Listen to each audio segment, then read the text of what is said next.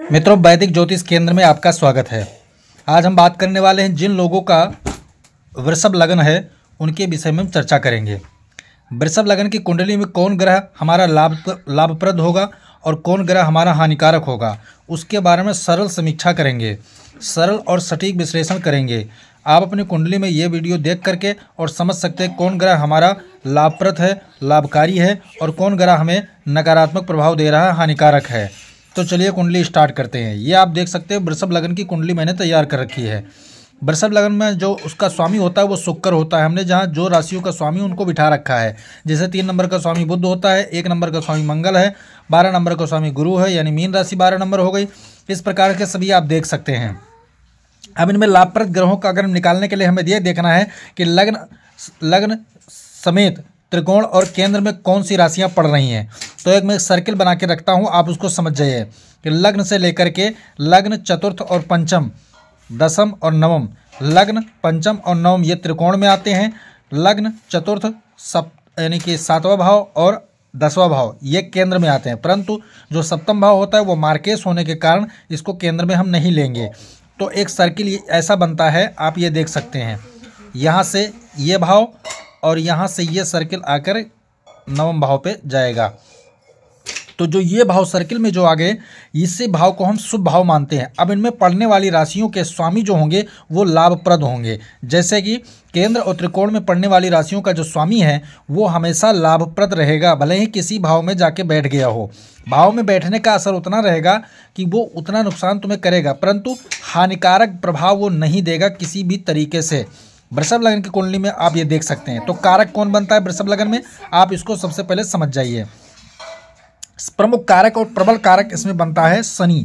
शनि ग्रह वृषभ लग्न में प्रमुख कारक और प्रबल कारक के रूप में कार्य करता है। जैसे कि दोनों राशियां शनि की जो है एक केंद्र में आ गई, यानी 10वें भाव में मूल त्रिकोण राशि शनि की, और दूसरा आ गया 9वें भाव में, यानी कि त्रिकोण भाव में। तो एक तरीके से शनि प्रबल कारक इस वृषभ लग्न की कुंडली में बनता है।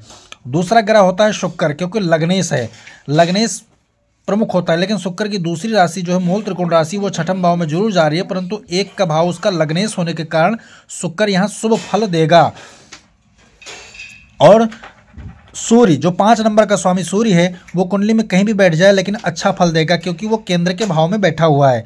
वहीं बुध इसमें क्या है, मार्केश भी फल देगा और पंचमेश होने के कारण कारकेश भी है।